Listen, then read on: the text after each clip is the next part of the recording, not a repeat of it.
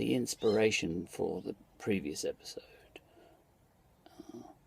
was my godmother asking me, hey, how about you do an episode on why it is that different people see the same things so very differently, And I used the example of a war that's been on foot recently between Armenia and Azerbaijan to explore that question.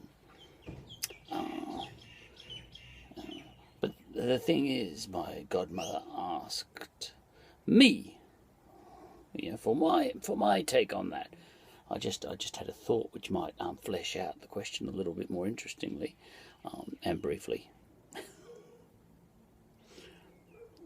What if she had asked Charles Darwin that question instead of me? I think the answer would have been a lot more interesting, And I think that Charles Darwin might have suggested, because this seems like a human frailty, a human fault, that two different people can be presented with the same set of facts about something. Let's say two different people in the Bible Belt of America, and one of them's a dead set Christian, happy clap, the whole bit.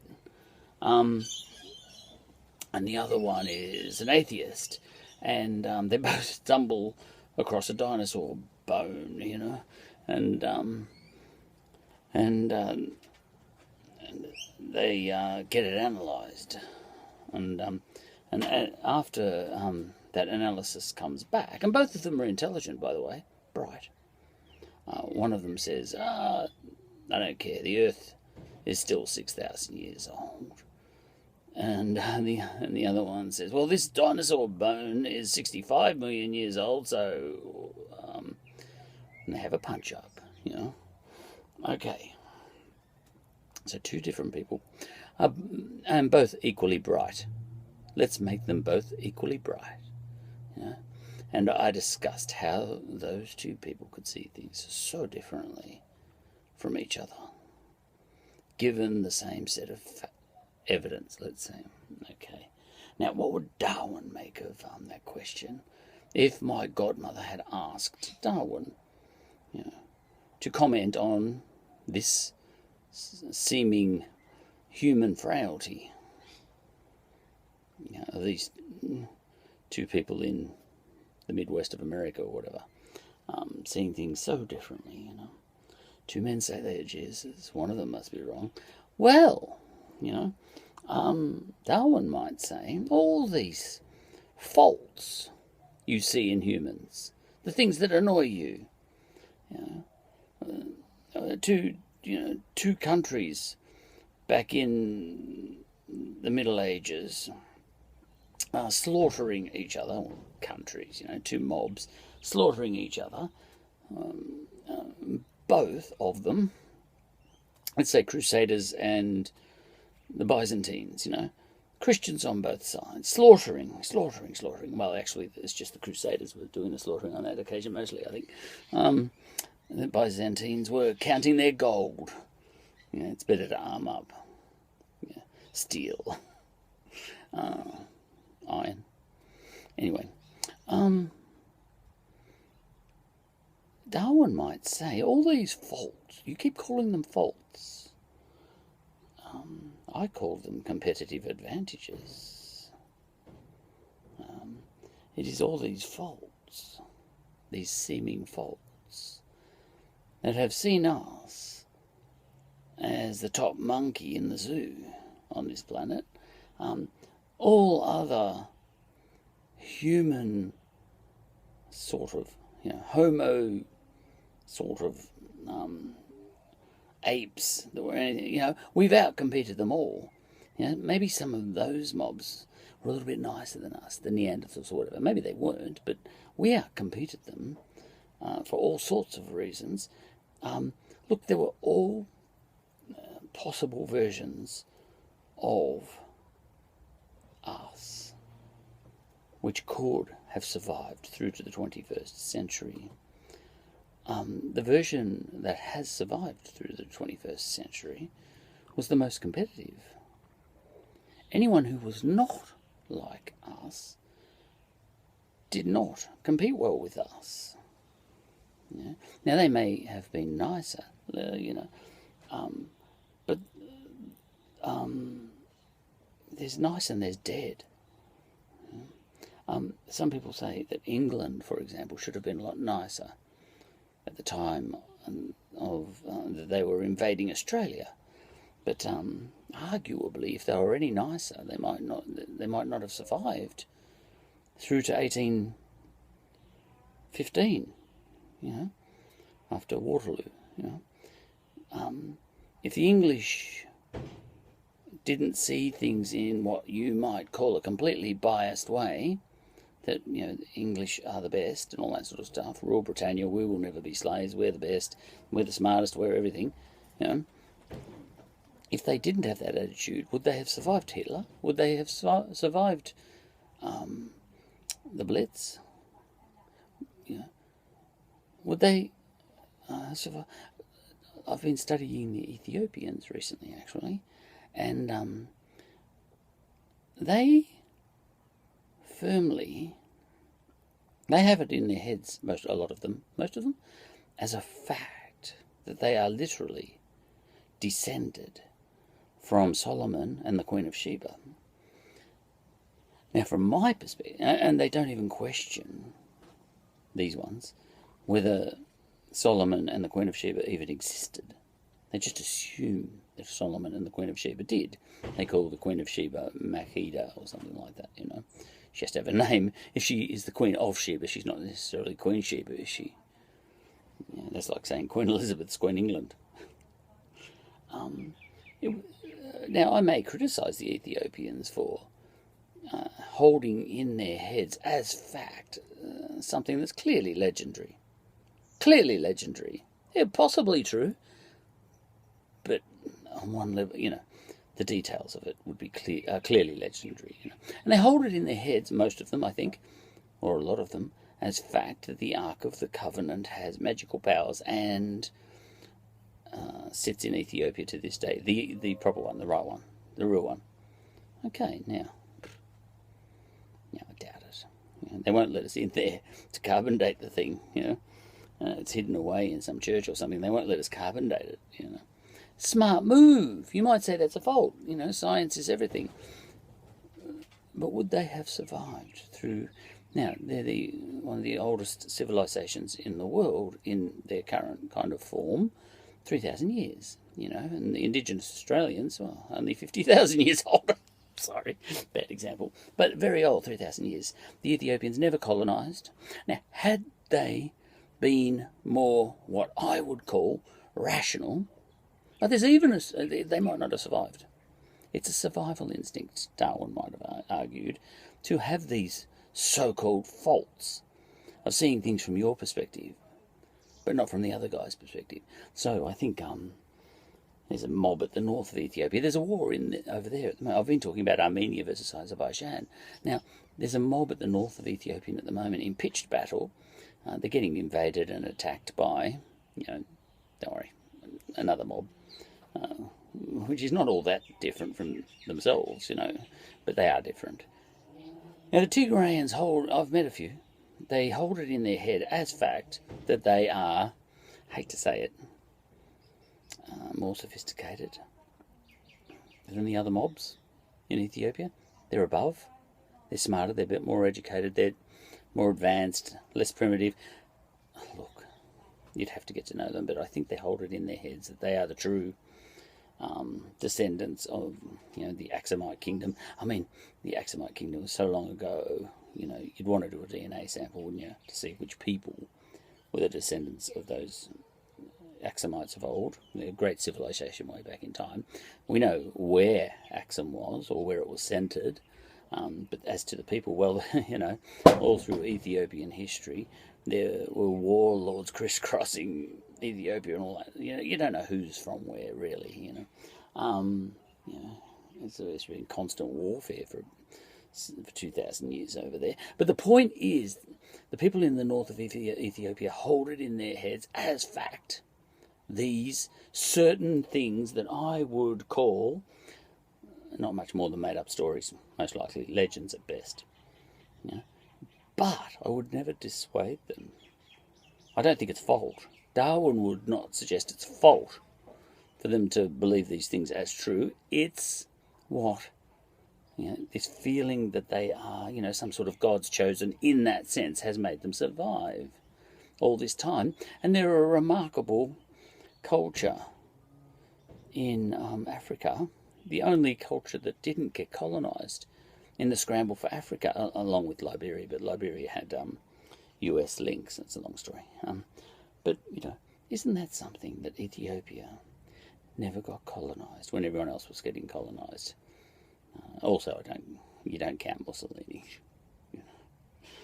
It was a very short-term occupation. It wasn't a colonisation. And I suspect a lot of Abyssinians, as we called them then, when the Italians so-called colonised them, a lot of people living out of the city centres wouldn't have even never saw an Italian and weren't aware that they'd been colonised. Would you call that a colonisation? The indigenous Australians know they've been colonised. The Ethiopians were never colonised. To be colonised, you've got to know that you were colonised. Yeah.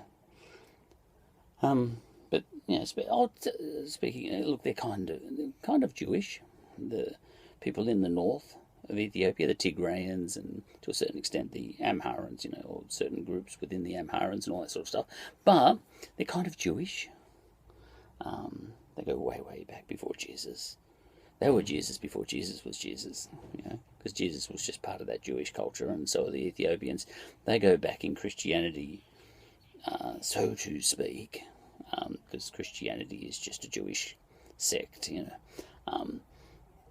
They go back in that culture far, far before Jesus, whichever way you slice it. But speaking of people holding in their heads as truths things that aren't necessarily true, take the Jews. No one admires the Jews more than me, even though I admire the Romans, who absolutely scattered them to the four winds in, what was it, 79 BC or something? The Romans were the ones who originally smashed Jerusalem and scattered the Jews to the four corners of the earth, and up into Germany, outside of Rome, in the old days, only for Hitler to find them up there 2,000 years later. Not quite. But take the Jews. Now, is it a fault that they held in their heads something that I would describe as a ludicrous set of facts in their time?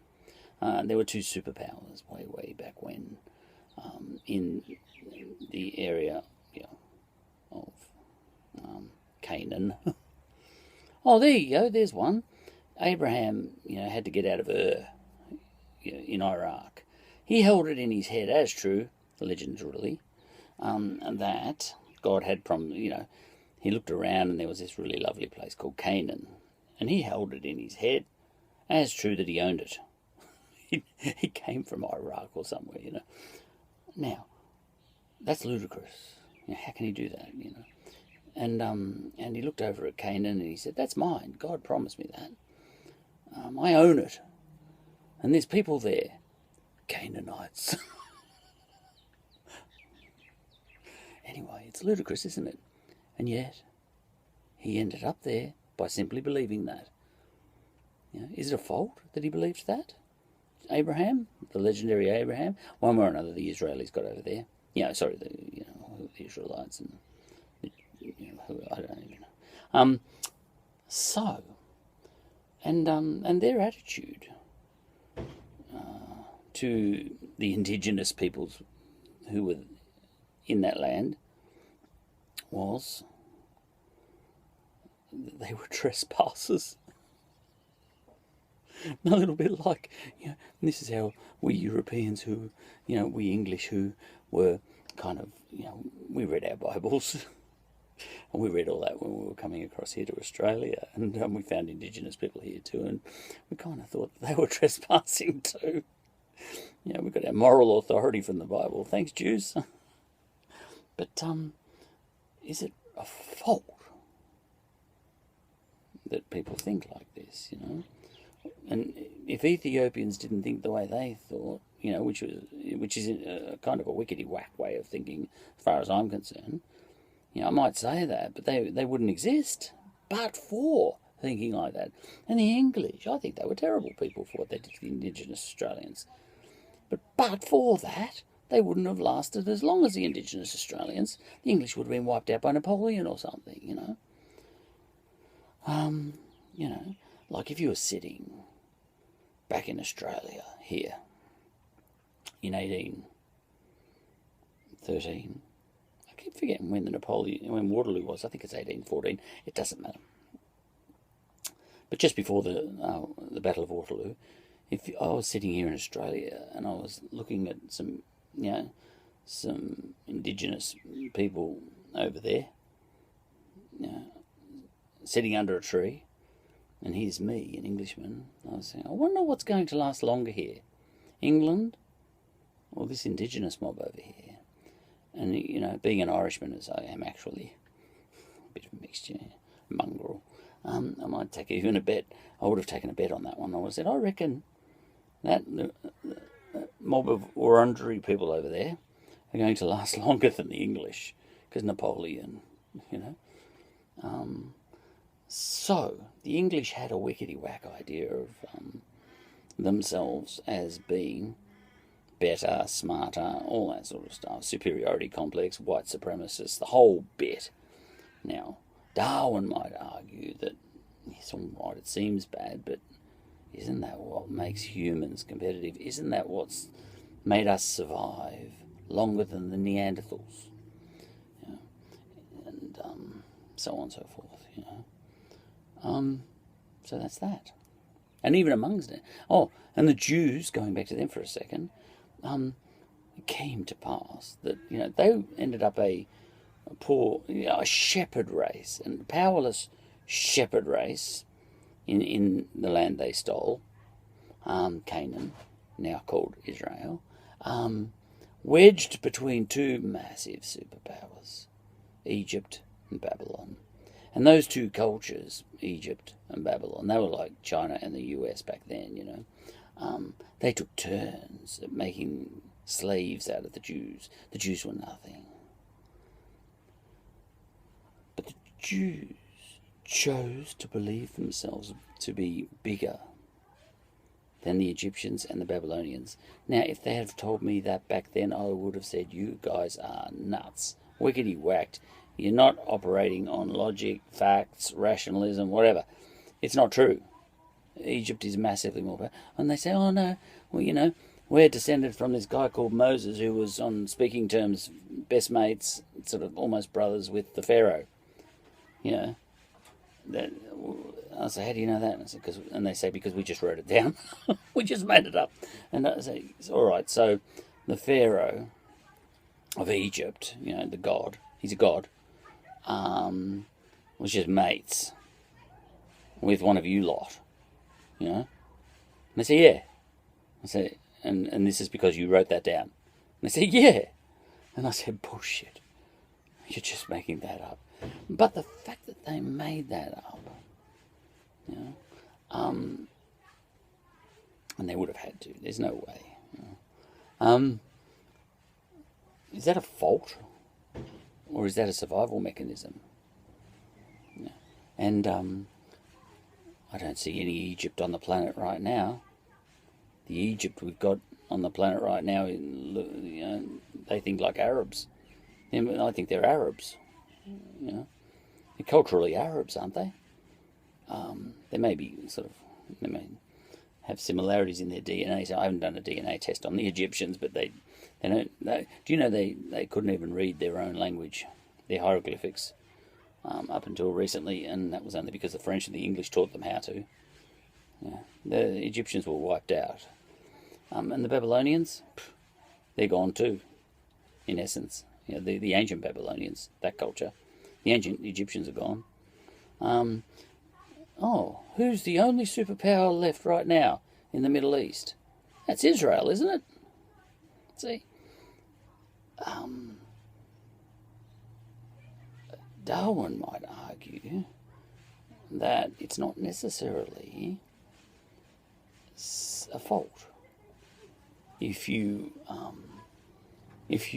two different humans see the same thing very, very differently. Those two humans are success stories, both of them.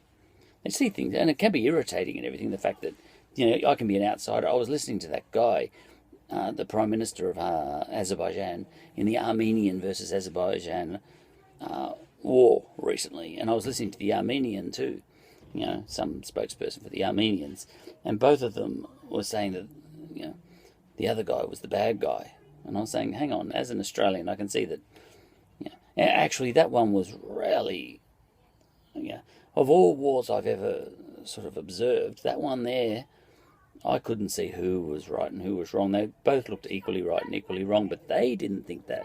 And hang on 1 second. Oh no, another 5 minutes. They're burning. No, they're not. They sound burning. How do how can pizzas sound burning? Smell, all right, yeah.